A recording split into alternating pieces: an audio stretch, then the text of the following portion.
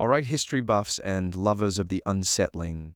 Ever wandered down a charming, cobbled street in an old European town? Felt the romance, the history. But have you ever wondered what might be under your feet? Because in some places, like parts of Oxford, England, even today you might be walking on bones. Yes, animal bones, specifically sheep knuckle bones, packed tightly together to form a rather unique, slightly creepy pavement. Imagine it. Click-clack go your shoes, not on stone, but on the skeletal remains of last year's mutton. Gives bone chilling a whole new meaning, doesn't it? Now, let's get to the why. Why on earth would they do this? Well, medieval towns were messy.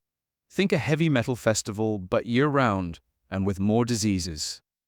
They needed durable, non-slip surfaces, especially in narrow streets or areas near butchers. And what did butchers have in abundance? Animal bones.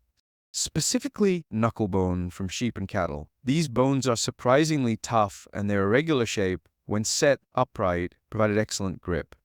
It was recycling, resourceful if a bit gruesome. So, how did they do it? Pretty simply, really. They dig a shallow trench, then pack the knuckle bones in vertically, wedging them tightly against each other, often set in sand or earth. Oriel Street and Logic Lane in Oxford still have sections paved this way. It wasn't just Oxford. This practice popped up in various European cities where bones were plentiful and stone was pricey. Now, did anyone complain?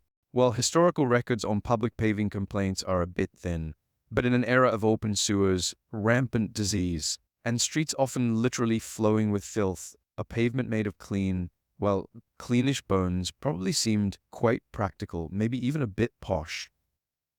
So, when did we stop paving our streets with the dearly departed livestock? Gradually.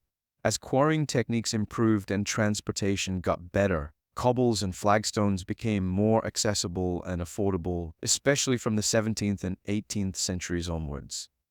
Plus, hygiene standards eventually started to, shall we say, evolve. Bone roads slowly faded into the history books, and a few very specific, very knobbly lanes. So, next time you're in Oxford, take a detour down Logic Lane. Listen closely. You might just hear the faint bleating of history beneath your feet. Or maybe that's just your imagination running wild. Either way, watch your step, and see you next time.